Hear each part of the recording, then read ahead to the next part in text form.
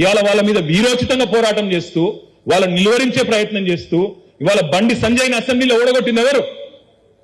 బండి సంజయ్ని అసెంబ్లీ ఎన్నికల్లో ఓడగొట్టింది ఎవరు? మొన్న కమలాకర్ అన్న బీఆర్ఎస్ అనా? ధర్మపురి అరవింద్ ఓడగొట్టింది ఎవరు? బీఆర్ఎస్ అనా? ఈటెల రాజేందర్ హుజూరాబాద్ లో ఓడగొట్టింది ఎవరు?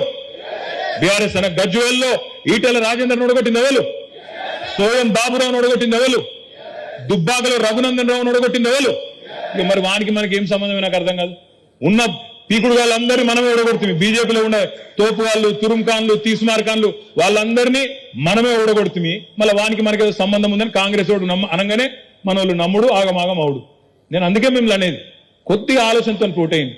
రేపు ఇక్కడ బీజేపీని నిలువరించాలంటే, బండి సంజయ్ని ఓడించాలంటే కరీంనగర్ పార్లమెంట్ లో ఒక్క ఓటు కాంగ్రెస్ కేసినా ఆ లాభం అంతా జరిగేది బండి సంజయ్కి, బీజేపీకి అనే మాట మా మైనారిటీ సోదరులు కూడా గుర్తుపెట్టుకోవాలని చెప్పి నేను కోరుతా ఉన్నా. పొరపాటున కాంగ్రెస్ కి ఇక్కడ ఓటేస్తే మీరు గుర్తుపెట్టుకోండి, కాంగ్రెస్ ఈరోజు రేవంత్ రెడ్డి కాంగ్రెస్ ఇది.